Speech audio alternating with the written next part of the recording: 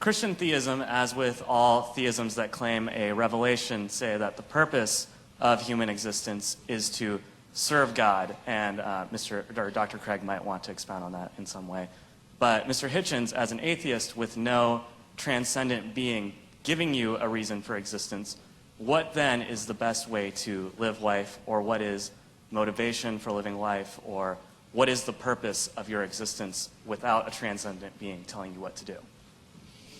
Well, I find it, you see, this is where I find it hard to accept the grammar of your question. It's as if I was only willing to concede supernatural, you want to say transcendent, I want to say supernatural, then my life would have purpose. I think that's a complete non sequitur.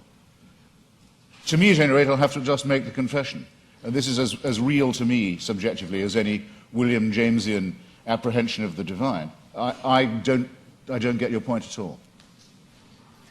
Dr. Craig, one of the written questions says, and I think it is consistent with the question from the audience, you have written that life without God is absurd, but I know unbelievers who are living fulfilling moral lives. In what way is their life absurd? Okay, let me respond to that and to the question here that was asked. I would say that the purpose of life for which God has created us is not to serve God. Remember, Jesus said, I have not called you servants, I have called you friends. And I think the Westminster Confession gets it right when it says the purpose of human existence is to glorify God and enjoy Him forever. God is the fulfillment of human existence. It is in fellowship eternally with God, the source of infinite goodness and love, that the true fulfillment of human existence and freedom is to be found. Now, when I say that apart from theism, life is meaningless, I mean objectively meaningless. This is the same distinction that we're talking about with regard to moral values. I'm saying that on atheism, there is no objective purpose for human existence.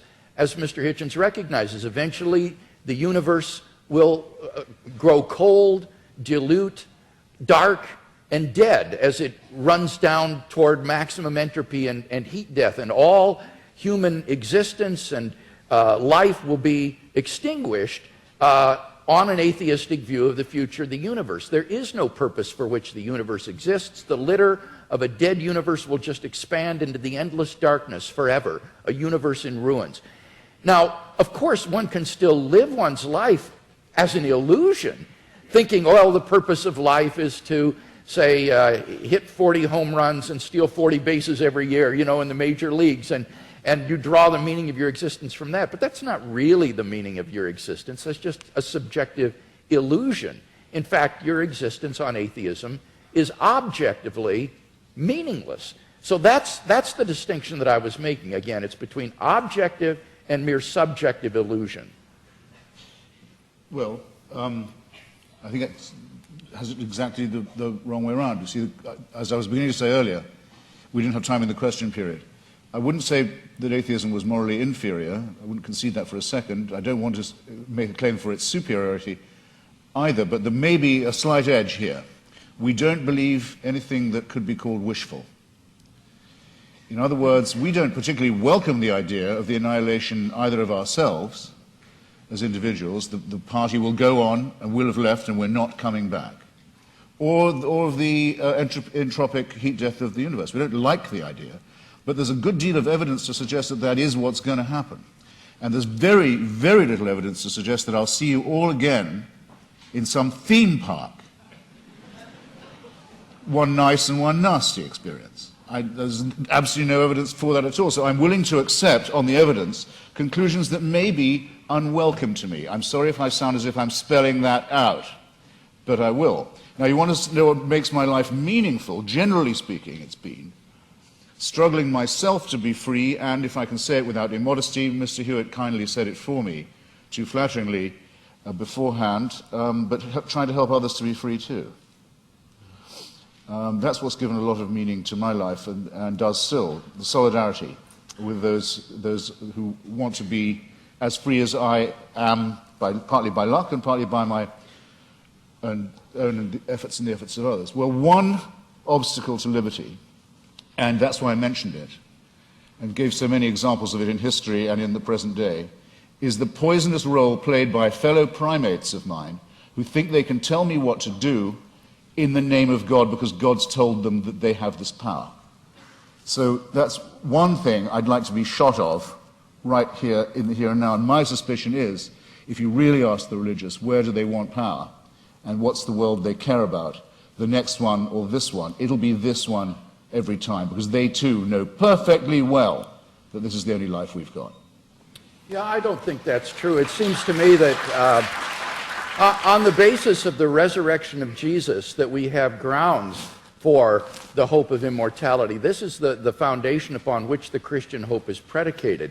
So again, it gets back to whether or not one has good grounds for thinking that Jesus was who he claimed to be and that God raised him from the dead. Because if he did, then there is hope of immortality. But then I return your question to me, I return it to you in a different form. If there's going to be a resurrection, an ingathering, if in the end all injustices will be cancelled, all tears dried, all the other promises kept, then why do you care what happens in this brief veil of tears? Why do the churches want power in the here and now? Why do they want to legislate for things like abortion or sexuality or morality? Why bother? I mean, isn't it just as much the case, as Dostoevsky says about atheism, that without God all things are possible, that with God all things are thinkable too? Not at all. As Dostoevsky said, if there is no immortality, all things are permitted, he said, because it all ends up the same, it all comes out in the wash the same. But if there is a God who exists, who loves human beings and has created them in his image and endowed them with intrinsic moral value and unalienable rights, then you have every reason to treasure other persons as ends in themselves. And the desire of pro-life persons to champion the lives of the unborn or the lives of the dying isn't a power grab, Mr. Hitchens. It's because they genuinely care about the lives of innocent human beings that they believe are being wantonly destroyed. So it's a very positive motivation.